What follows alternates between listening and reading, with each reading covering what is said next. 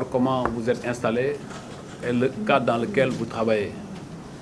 Deuxièmement, vous réaffirmez les attentes fortes du président de la République vis-à-vis de ce projet, qui est un des marqueurs de son second mandat.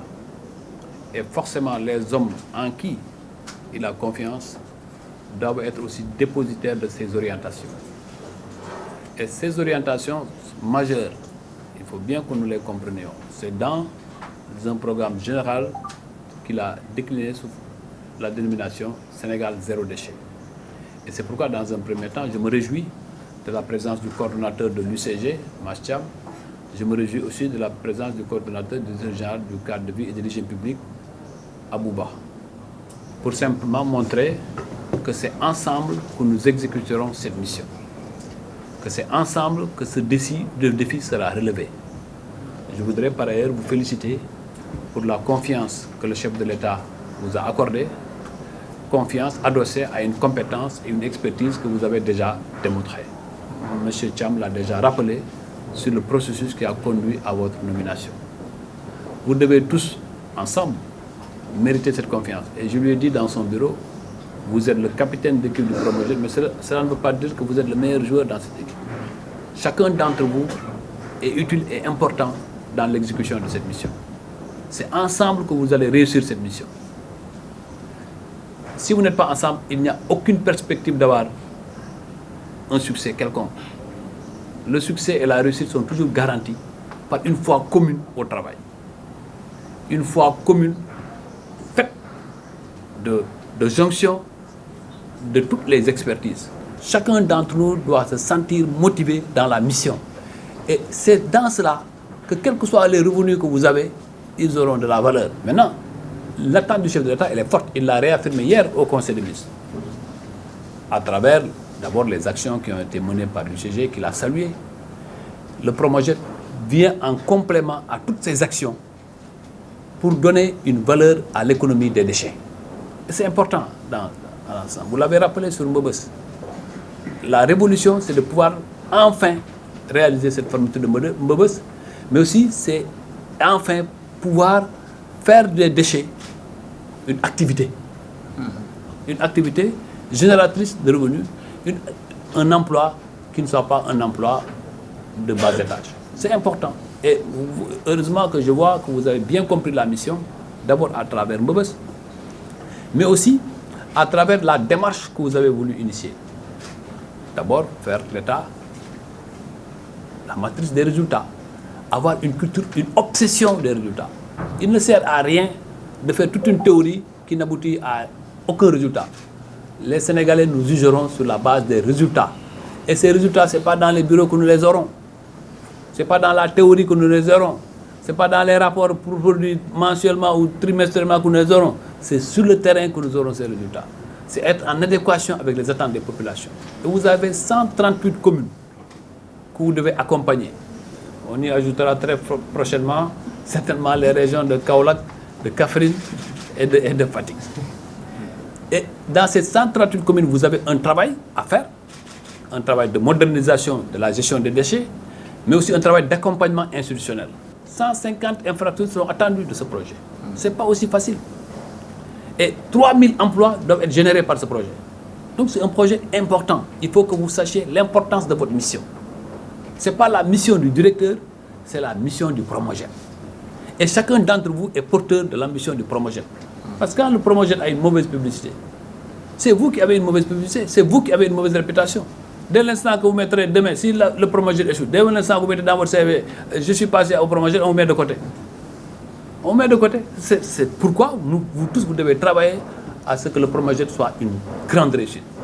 Je suis satisfait de voir que vous êtes dans la culture du résultat. Et je vous félicite. Et vous aurez le soutien du ministère dans tout son ensemble. Vous aurez le soutien du ministre. Il est, comme je l'ai dit, moi je me sens parmi vous. Je considère que toute mission gouvernementale, toute mission d'ailleurs dans la vie est passagère. Et dans la vie, il n'y a que deux choses, les mots et les traces. Nous laisserons nos traces, des traces lorsque nous sommes dans l'abnégation du travail, lorsque nous sommes dans la loyauté, dans l'exécution des missions qui nous ont été assignées par le chef de l'État. Et vous avez prononcé un mot essentiel, loyauté. La loyauté, c'est l'honnêteté dans les échanges, l'honnêteté dans tout ce que nous faisons. Merci pour la confiance que vous portez sur notre humble personne. Merci pour la considération que vous avez une fois encore manifestée à l'endroit de tous les collaborateurs du Promojet, mais aussi sur notre personne. Votre venue ici au Promojet démontre suffisamment, si besoin en était, de votre engagement personnel et très fort pour la matérialisation du Promojet qui aujourd'hui est le levier stratégique du Sénégal zéro déchet. Tout le monde s'investit, c'est pour réaliser les résultats. Donc aujourd'hui, comme je vous l'ai dit, la matrice des résultats est déjà consolidée, la matrice des contraintes aussi, la matrice des actions prioritaires et le plan de suivi hebdomadaire qui nous permet un suivi permanent, day to day, auprès de chaque collaborateur. Et sous ce, nous serons pour vous une force de proposition pour vous permettre de porter ce dialogue politique que son Excellence a une fois encore relancé hier, en disant quand même qu'il faut que les Sénégalais puissent s'approprier de la stratégie nationale de gestion des déchets. Avec l'UCG, nous avons porté le dialogue des parties prenantes pour que chaque Sénégalais se sente impliqué et concerné par la question de l'hygiène publique. Le dialogue territorial aussi, avec les collectivités territoriales, avec les autorités publiques, nous allons effectivement porter ce dialogue territorial. Et à notre niveau, au niveau de l'équipe, nous porterons le dialogue technique pour permettre quand même rapidement de pouvoir matérialiser l'ambition du président de la République de fermer une fois la décharge de Mbeubeus. Comme vous l'avez dit, elle date de 1968. La première intention de sa fermeture date de 1992. Donc aujourd'hui, nous devons être la génération dont parlait Félix Fanon. Chaque génération découvre sa mission, la réalise ou la trahit. Et nous voulons être sous votre impulsion, sous votre leadership éclairé, cette génération qui réalisera ce grand chantier de la réhabilitation de la décharge de Mbeubeus. Toutes mes félicitations. Je te l'ai dit ici il y a quelques jours. L'UCG, que tu connais certainement mieux que moi, est une famille, une grande famille. Et nous sommes heureux aujourd'hui de te retrouver dans cette famille, dans ce projet que tu as vu naître, que tu connais mieux que l'ensemble des personnes dans cette salle. Je le dis en connaissance de cause. C'est un atout pour nous, pour le Sénégal. Et donc je voudrais te reconfirmer, en tout cas moi, toute ma disponibilité à t'accompagner. Et derrière moi, l'ensemble de l'UCG et tout le ministère. Le chef de l'État l'a rappelé hier. Aujourd'hui, nous sommes dans l'obligation de travailler ensemble pour qu'ensemble on puisse redorer le blason du Sénégal sur le plan de l'hygiène publique et également sur le plan du cadre de vie. Donc c'est ensemble que nous pouvons réussir cette mission-là. Donc j'invite vraiment le nouveau collègue à se joindre à nous pour qu'ensemble on puisse travailler sous la supervision des autorités de ce pays-là, à travers le ministre mais également toutes les autorités du pays, pour qu'ensemble on puisse réussir cette mission-là. Je vous remercie.